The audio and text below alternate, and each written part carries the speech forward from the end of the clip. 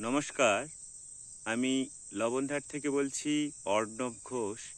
আমার পরিচিত কিছু জংলি বা বুনো গাছ, যার ফুলগুলো খুবই অপূর্ব, দেখে অনেকটা ভাঁট ফুল বা ঘাঁটু ফুলের মতো লাগে।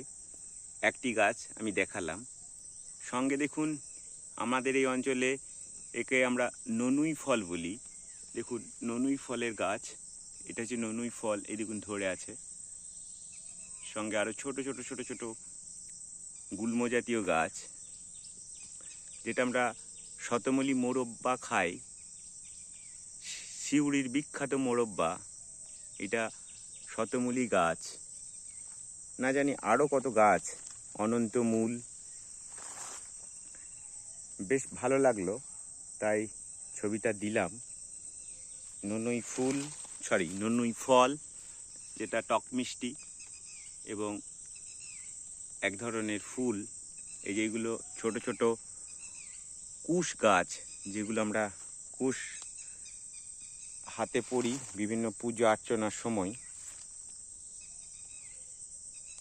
চারিদিকে জঙ্গল, পাখি ডাকছে, দূরে অস্ত যাচ্ছে।